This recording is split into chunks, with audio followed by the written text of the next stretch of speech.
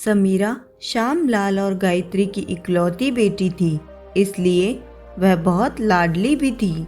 श्यामलाल किताबों की दुकान चलाते थे। समीरा की पढ़ाई पूरी हो चुकी थी, इसलिए वह भी कभी कभी उस दुकान पर चली जाती थी अपने पिताजी की मदद करवाने। एक दिन सवेरे समीरा के पिताजी कुछ सामान लेने बाजार गए। दुकान पर समीरा को अकेले ही बैठना पड़ा। तभी एक लड़का अशोक दुकान पर आया और उसने समीरा से नॉवेल्स मांगी। फिर समीरा से उसका नाम पूछा और ऐसे ही उन दोनों में बातचीत होने लगी। समीरा ने अशोक से पूछा, तुम क्या करते हो? अशोक ने जवाब दिया, मैं एक पुलिस इंस्पेक्टर हूँ। धीरे धीरे कुछ दिन बीतते गए और समीरा और अशोक एक दूसरे से मिलने लगे, कभी गार्डन में तो कभी कॉफी शॉप में। 6 महीने बीत गए और अब अशोक ने समीरा से शादी के लिए पूछा और कहा, समीरा, क्या तुम मुझसे शादी करोगी? मैं तुम्हें बहुत खुश रखूंगा। समीरा ने जवाब दिया, हाँ ज़रूर, तुमने तो मेरे दिल की बात कह दी।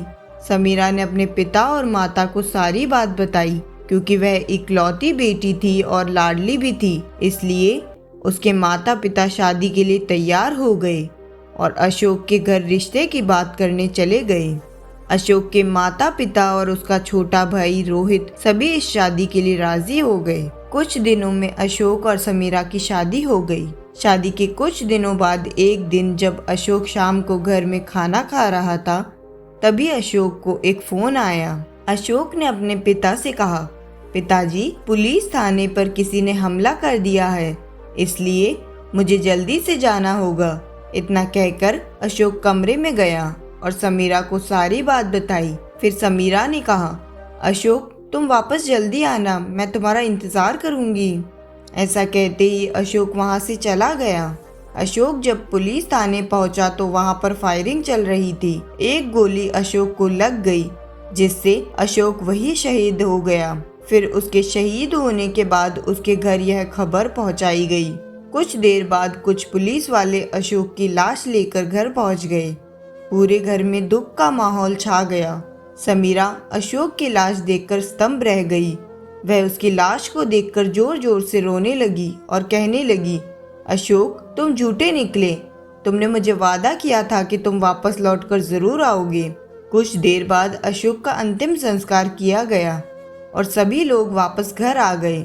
अगले दिन समीरा की माँ ने अशोक की माँ से कहा, मैं समीरा को कुछ दिन अपने साथ ले जाना चाहती हूँ, क्योंकि कुछ दिन वह इस माहौल से दूर रहेगी तो उसे अच्छा लगेगा।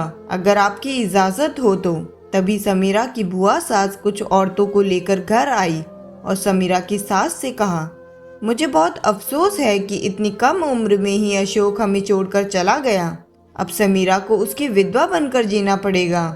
अशोक की माँ ने कहा, बुआ जी, यह सब आप क्या कह रही हैं? मुझे कुछ समझ नहीं आ रहा। तभी बुआ सास ने कहा, तुम चिंता मत करो, इन औरतों को इसलिए तो लाई हूँ, यह औरतें समीरा को सब कुछ बता देंगी। समीरा को सफ़ेद साड़ी दी और उसे पहनकर आने के लिए कहा। समीरा रोते हुए वह साड़ी लेकर चली गई और कुछ देर बाद वहां पर वापस आई।